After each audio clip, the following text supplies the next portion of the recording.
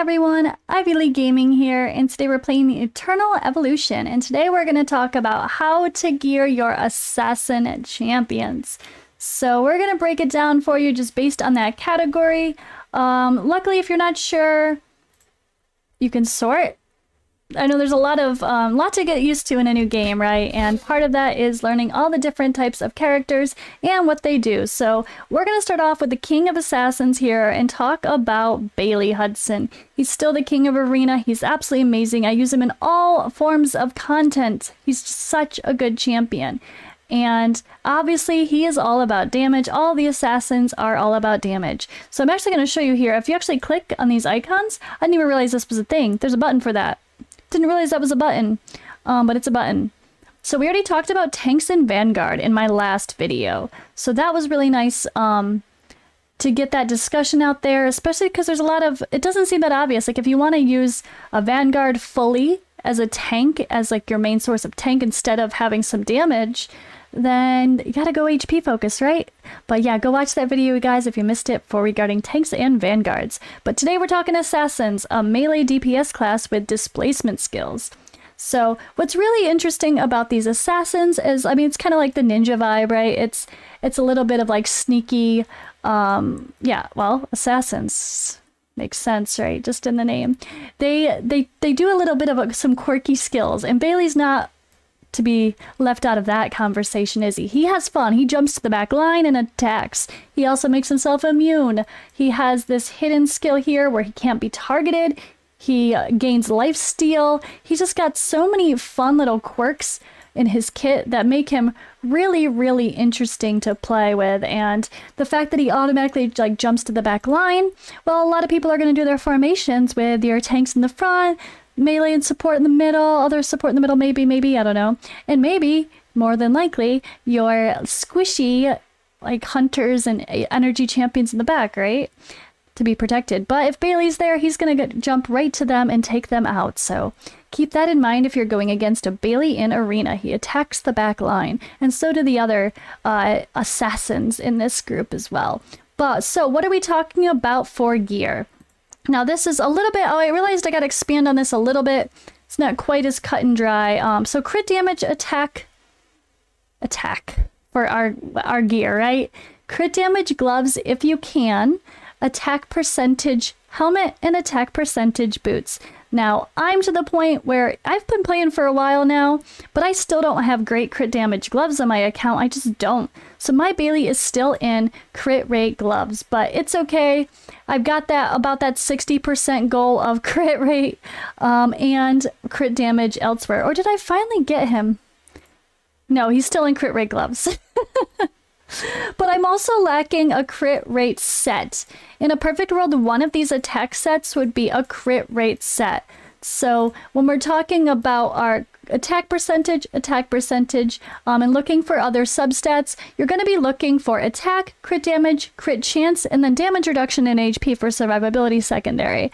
But looking for the actual sets, it's smart to do one attack set, one crit rate set, and one crit damage set. So this is called the overload set. This is the hero set, and I forgot the name of the crit rate one. We always just call them the crit rate and like crit damage or attack, HP, etc. for the most part.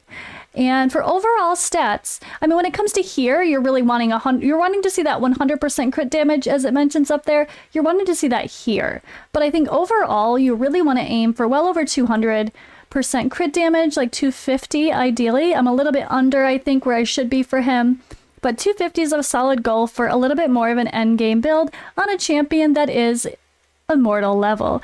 My Bailey is Immortal 1, and I do have a level 30 exclusive on him. So we are talking end game for the stat goals with this 55,000. You want 55, 60,000 attack. So I'm right there. But we're talking a little bit more end game, but at least you guys can understand what you're looking for in your stats and work toward getting there, right? It takes some time, it takes some work, and other stuff like prototypes and all sorts of things make a really big difference when dealing with your characters. But there's more than just Bailey to talk about here, so let's switch to the next. All right, don't mind my builds. They're not good. They're just in very random gear. I was swapping so much gear around. I just literally threw random stuff on. I don't use Randall that much. I mean, I think I use him in Terradome. I know a lot of people like him as well. I've seen him used quite a bit in Arena if you can build him well. You're looking for the same stats above, so I left that up there. Kind of looking for that 100% crit damage. As far as this goes, look at mine. Don't judge me. I do have mine in a Gluttony set because that was completely random. It was stuff I had good attack on and crit damage. And this is an old build of mine that really needs some work, so don't judge that too harshly. But you're looking to get some better stats. Actually, let's just go into the gallery, right? Let's just go right into the gallery. Where are you, Randall? There we go. So this, you can see the base that they start out at, right? He's a lot of fun though, and I know a lot of people really love Randall. I personally haven't found him to be that great. I don't love Randall, that's for sure. I don't know. I know we have a lot of Randall lovers, but not really feeling it. He does have a little bit of a summoning skill to his kit too, where he can summons a shadow, and then he could swap positions with his shadow. So that's kind of fun, and that does go to like the enemy furthest away.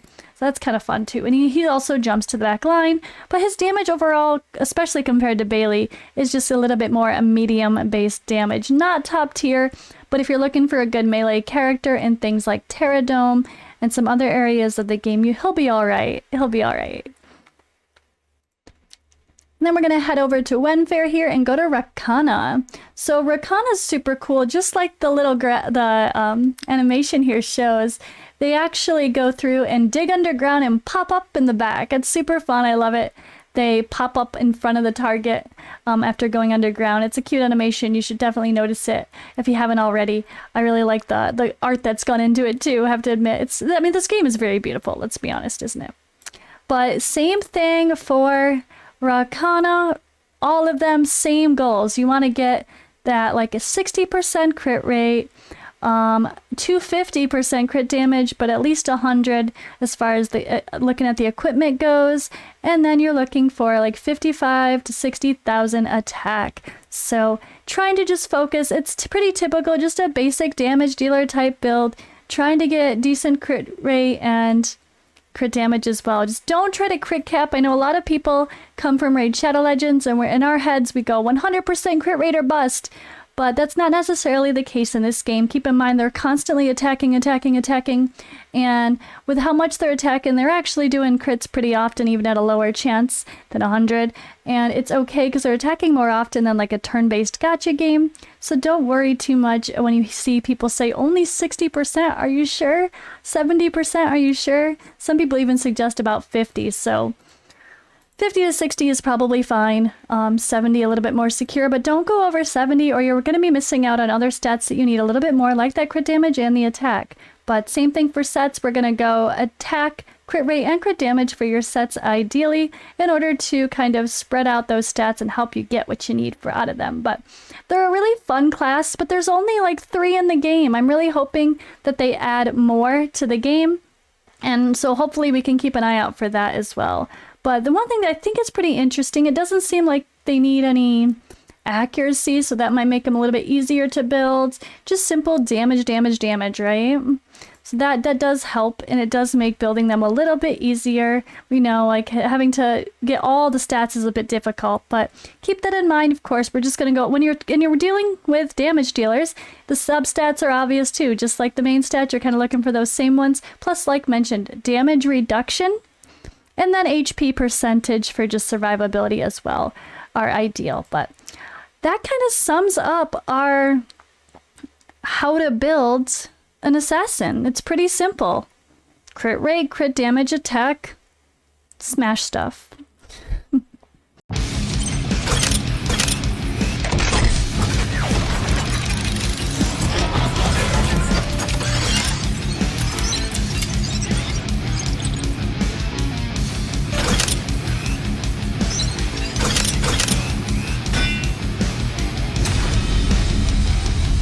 Eternal Evolution. Play now for free.